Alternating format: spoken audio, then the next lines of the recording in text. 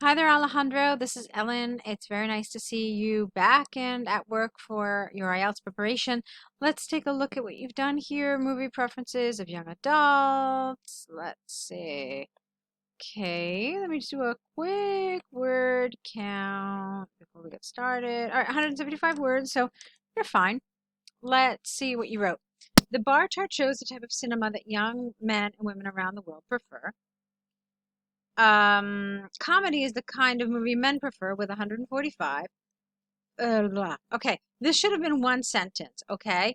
And then, because look at this. Do you see this? It's not a full sentence. It's just a fragment. So, um, grammatically, it doesn't work. So, let's fix it. Comedy is the kind of movie men prefer with 145, followed closely by action with 137. Reaching 73 and being almost half the most preferred type of movie is horror. All right, it's a little awkward, a little. All right, and you can see that I still have to change around some grammar, but it's okay. Drama and animation. um, Okay, drama and animation have the same quantity of preferences, not aiming. You could have just said at 63 and being the less preferred type of films. Okay, so how many of these did you actually mention? 1, 2, 3, 4, 5. You didn't mention, I see, romantic, so let's see if you do that later on. Women's most preferred movies are comedy with 137, followed closely by romantic with 116. Okay. For them, drama and action with 86 and 87, I'm sorry, 86 and 82 respectively, are the next group of preferences. Horror is the fifth type of cinema they like to watch at 64, 10 points more than animation. All right, there's no commas here. All right, 10 points more than animation, comma, no one, get rid of this. Animation, comma, which is their least preferred kind of films. Okay. As is shown by the bar chart, comedy is men's and women's without the preferred type of cinema, and romantic movies the least preferred by male. The opposite of that, romantic films are the second kind of cinema women prefer, being in their case. And okay, this is confusing. Okay, grammatically it's confusing. That's what I mean. The opposite of that, romantic films are the second kind of film women prefer, being in their case animation the least they like to watch. It's very awkward. So I definitely want to fix that. Okay. Um, all right. So let's talk about a few things here. We will fix this sentence, but I want to go a little further back. First of all, one thing that I thought was a little strange is that you didn't mention romantic films here. Okay. I thought that was a little strange. You only mentioned it in your conclusion, but that also felt kind of strange to me because if it's so important that you want to mention it in your overview, then you should have gone into some detail in your detailed paragraphs. Now, there is not a rule about where your overview should be. Some people put it here at the end, just like you did. Other people, like myself, I put it right after my introduction. There are a lot of reasons why I do that. I won't get into them right now, but I do have some reasons why I do that. Um, in any case, whether you put your overview here or whether you put it at the end, in your overview, you're including some very important information, not details, but information. And if it's important enough to go here, then it's important enough to be discussed in your detailed paragraphs, but this time with data. Okay, so for me, you really should have mentioned the thing about romantic movies for men. In fact, for me, it's far more important than some of those middle numbers that you spent a lot of time talking about, like animation and drama or horror. Far more important for me is this, which is just such an outlier. You know what I mean? It's like such a far different number. So if it were me writing this, I probably would have talked about comedy being first, action right behind. I would have talked about romantic being the very least, and then I would have said the remaining three categories, whatever they were between this and this. Done. That's it. Okay, so I would have just kind of grouped them together, giving you a range rather than going into a ton of detail about it. But I absolutely think that you need to mention this, especially since you put it in your overview. Now, the other thing that I want to say is that I didn't really love that you had the exact same sentence structure for both paragraphs. So look at this. Here you have this. Comedy is the kind of movie men prefer with et cetera, followed closely by action with 135. And here you've got women's most preferred was this, followed closely by romantic. So it's like the same sentence, just you change the first half of it. Okay. I would have wanted to see something a little different here, just, changing it around somewhat. Okay. Um, and then, okay, fine. You didn't give me any information about animation, but that's not really a huge deal. And then, of course, this sentence was really awkward, which was a shame because it's your last sentence, and you do want to leave off with a nice, strong, solid, accurate sentence here.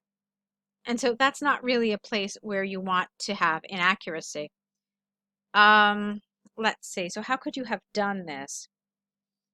Let me read it over again, and we'll see if maybe something will come up. If I can think of something kind of, off the top of my head. So as is shown by the bar chart, comedy is men's and women's preferred type of cinema, and romantic movies the least preferred by male.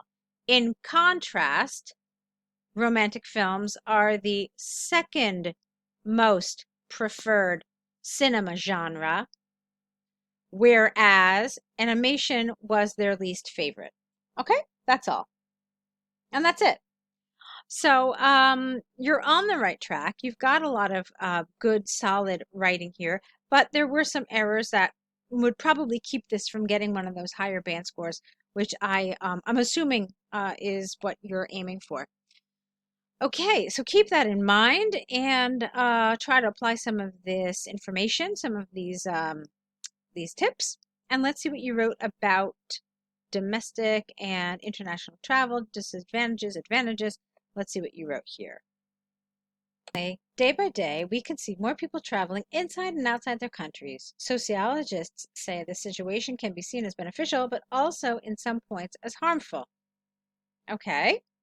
In a Spanish newspaper's article, Vicente Castillo, a famous sociologist, all right, here you want a comma again, has written about these situations. All right, it should have been newspaper without the apostrophe S here. In a Spanish newspaper article. In his more recent research, he shows both, no comma, he shows both benefits and drawbacks of national and international traveling. Developing the positive aspects, he says that traveling is beneficial for the following, not the next, the following reasons. Economic ones are the firsts. If you travel for work purposes or because of vacation, there are always many money exchanges, so it clearly benefits all the people involved. Culture reasons are the second. To be able to know how the people work, live, and think in other countries, even in other parts of your own country, makes travelers grow up as individuals. Research reasons are the third one. Scientific experts, or expert scientists, maybe, from everywhere can develop their investigations worldwide. Okay, this is okay on the whole.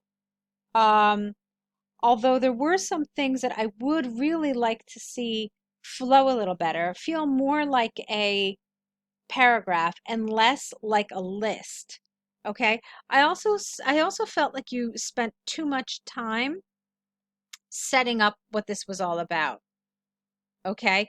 I think you could have been more efficient in talking about this sociologist and maybe spent a little more time actually developing some of your points. All right. And now you talked about positive aspects, and of course that's what you're supposed to do, but you mentioned three. I would have preferred if you had mentioned two, but just developed them a little better. Because this really felt like a list to me. Even though you did a little bit of support, a little bit of development, it still felt to me kind of like a list. So let's see what we could do with this paragraph to improve it a little bit. Okay? So rather than having this whole thing that I highlighted here, let's see if we can do something a little different with it. Let's try this. The benefits of both international and national travel have been well documented, including by sociologists like Vicente Castillo. He supports that travel is beneficial for several reasons. Firstly, um, economic, let's try it differently. Firstly, travel aids the economy. If you travel for work purposes or because of vacation, there are always many money exchanges, or how about many exchanges of money? That sounds a lot better. So it clearly benefits all the people involved. Secondly, people who travel get exposed to different cultures. To be able to know how the people work, live, and think in other countries, even other parts of your own country, makes travelers grow up as individuals. Um, and then this one is fine. But what do you mean by this? Expert scientists from everywhere can develop their investigations worldwide. I mean, it's just a little vague. I don't know what that means. So, are you trying to say that, like, for example, a scientist from Portugal can conduct research in, I don't know, like Senegal? I mean, so I don't really get what the value of this is, and what your point is with that. So maybe what you could have done is just left that out and then just perhaps, done the changes that I suggested. So you can see that what I did is I kind of left your support, but what I did is I actually changed around the presentation of your ideas. Okay, so I don't know if you think it sounds better. I think it flows a little better. It feels definitely more like a paragraph and less like a list.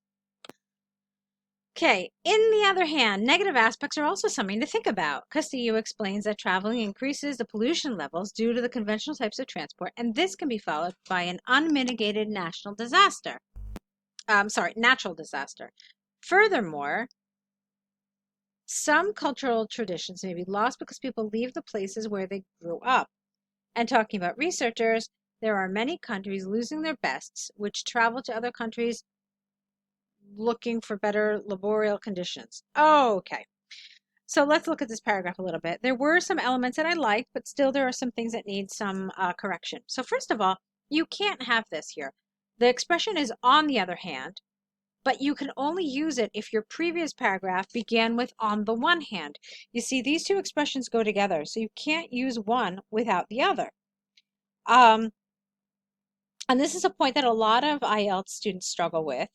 There are a lot of different ways to do it to show contrast, like you wanted to here. So you could have said, for example, in contrast, or that said, or that having been said, or okay. So, I think that would have been a better choice. So how about that? Or how about this too? You could have said positives aside, negative aspects are also something to think about. Okay. So, I liked this, but what did you mean by an unmitigated natural disaster? Like, what is this unmitigated natural disaster? Could you give us an example? I felt like you really just left this kind of dangling without any support, anything to like anchor it down. And so that's something I thought you needed to develop it a little further. And then I didn't understand this. So what does traveling have to do with losing cultural traditions? If I travel to a different part of my culture, a different part of my country, or if I travel to, say, for example, a different country, how does that threaten cultural traditions? So this too, for me, felt really underdeveloped. It was not clear to me, so I'm definitely left with some questions. And then this one as well. I did not understand this at all. I also felt like you didn't really explain it here. You didn't really explain it here. And so since you already had two ideas, I would have gotten rid of this third idea and simply focused more on the other two that you have. You see, it's far better to have fewer but well-developed ideas than it is to have many ideas but not develop them. Okay, so let's go on. Existing advantages and disadvantages in my own experience. I don't know what this means. What do you mean existing? So I don't understand that. Traveling, why don't we get rid of the whole thing and just start here? Traveling is one of the best things a human being could do for himself or herself. Traveling makes you discover amazing people and places who who help you to improve as a person and to be conscious about the world around you. Okay, fine. Okay, so yeah, this was awkward here, so I would get rid of that. The rest of it was fine. A little bit about the development that I mentioned already. Take a look at your paragraphs, and you can see that this one is really considerably longer than this one. It's like at least 3 or 4 lines longer. And so that should be a clue to you that, maybe I developed this more than I did this. But like I said, I thought both paragraphs needed more development, more kind of definitely this one needed more development. This one just needed better linkage, better flow. And of course, I also said it multiple times to get rid of this last thing about research. Okay?